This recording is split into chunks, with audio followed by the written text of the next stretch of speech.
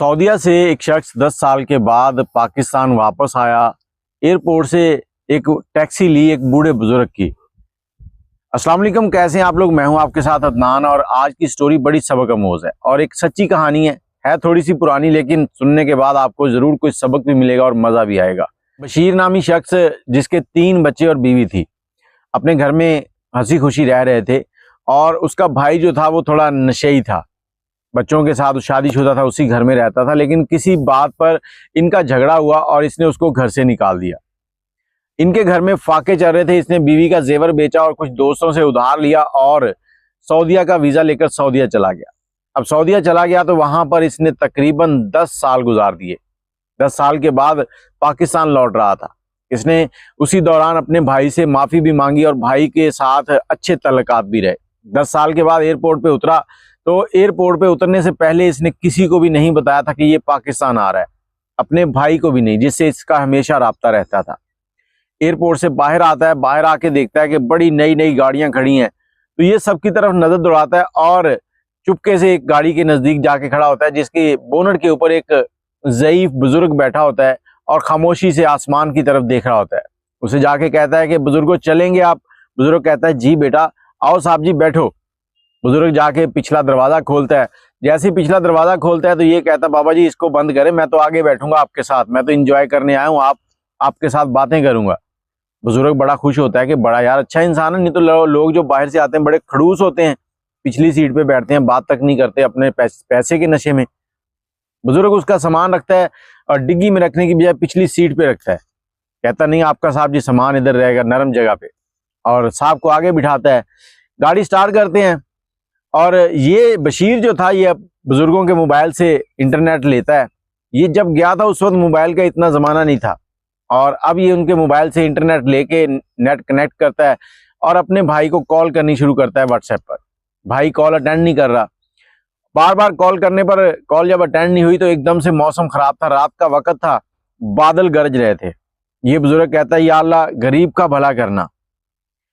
अब इस बंदे ने पूछा बाबा जी गरीब का भला करना क्या बात हुई। कहता बेटा कोई 7-8 साल पहले एक रोड के ऊपर जा रहा था, एक औरत खड़ी थी 3 बच्चों के साथ, तो मुख्तलिफ गाड़ियां उसके पास रुकती थी, उसने कहीं जाना था शायद, लेकिन गाड़ियां रुकने के बाद उसको बिठाती नहीं थी। बारिश बड़ी तेज आ रही थी तो वो बेचारी वहां खड़ी थी। मैं उसके पास गया हूं तो मैंने उसे कहा कि बेटा कहाँ जाना है। तो उसने मुझे कहा कि बाबा जी जाना तो अपने भाई के घर है, लेकिन मेरे पास पैसे नहीं है, ना आपका किराया है और ना मुझे उम्मीद है कि भाई मेरा मुझे रख लेगा।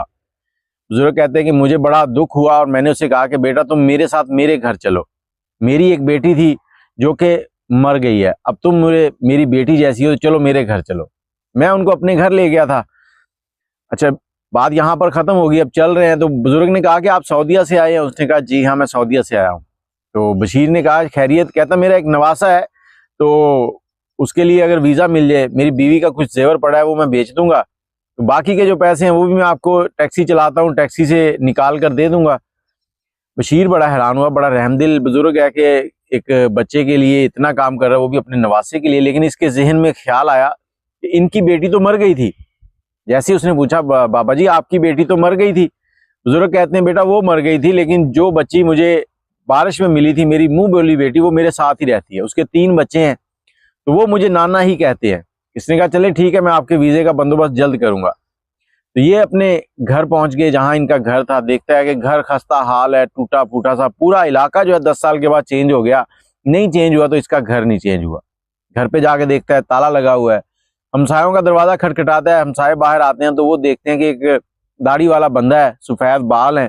वो बुजुर्ग निकलते हैं और निकलते इसको देखते हैं, ओए बशीर तू, ओ बशीर तू वही है ना जरा सऊदीया गया सी। कहता जी बाबा जी। तो तू इतने अरसे से कहाँ था, आया ही नहीं वापस सऊदीया से। कहता बाबा जी अभी आया हूँ। क्योंकि जब वो इंसान खुशी में होता है ना तो पता ही नहीं चलता क्या सवाल कर रहा है क्या जवाब मिल रहा है। कि अभी आया हूँ तो घर पहुंचा हूँ तो यहाँ ताला लगा हुआ है, तो ये किधर है। कहता तेरे भाई जो है वो तेरा घर बेच के चला गया था, उसने तेरे बीवी बच्चों को घर से निकाल दिया था और वो चला गया यहाँ से। कहता वो किधर गया। कहता उसने ये गाँव से बाहर फलां जगह पे एक कोठी डाली है, बड़ा पैसा आ गया उसके। कहता अच्छा ठीक हो गया। उनसे दुआ सलाम लेता है, बुजुर्गों को टैक्सी वालों को कहता है चलो चले। अब उस घर पहुंचता है, रात का टाइम है, दरवाजा पे बेल देता है चौकीदार दरवाजा खोलता है, कहता नवाज घर पे है? वो कहता जी घर पे ही है। अब वो चौकीदार टैक्सी ड्राइवर को और इस शख्स को दोनों को साथ लेता है और घर में ले जाता है। घर जाते हैं, ड्राइंग रूम में बैठते हैं और वो नवाज को इतला देता है, जो इसका भाई होता है, उसको कहता है कि बाहर आपसे कोई मिलने आया है। वो ऐसे ही मुस्कुराते हुए जब सामने आता है, लॉन में देखता है कि भाई बैठा है उसका, वो हैरान हो जाता है, एकदम से उसकी हवाइयां उड़ जाती हैं। अब वो इसको कहता है कि जी भाई क्या है, कैसे आना हुआ? कहता कैसे आना हुआ? कहता अभी मैं जल्दी में हूँ और आप खाना खा के जाना।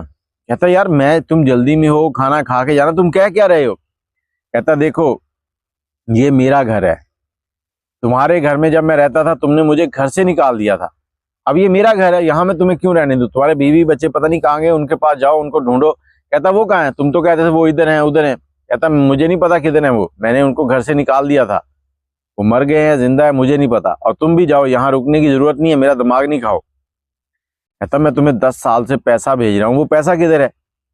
मैं तुम पे केस कर दूंगा, तुमने वो घर क्यों बेचा जो हमारा आबाई घर था?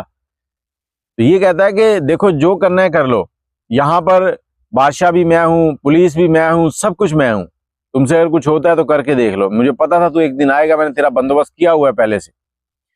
अब ये दोनों लड़ने झगड़ने लगते हैं, तो वो बुजुर्ग टैक्सी वाला बशीर को पकड़ता है और बाजू खींचते हुए बाहर ले जाता है। कहता है साहब जी झगड़ा क्यों कर रहे हो, ऐसे खून खराबा करोगे, छोड़ो, बाकी सुबह देखेंगे, अब चलते हैं। ये कहता बाबा जी मुझे किसी होटल में ले चलो ताकि मैं रात रहने के आप बंदोबस्त कर सकूं वहां पे। बुजुर्ग कहते हैं बेटा होटल में क्यों जाना, रात का टाइम है, बारिश आ रही है, मौसम खराब है, हमारे घर चलो, होटल पे जाओगे परेशानी होगी, वो भी 100 सवाल पूछेंगे।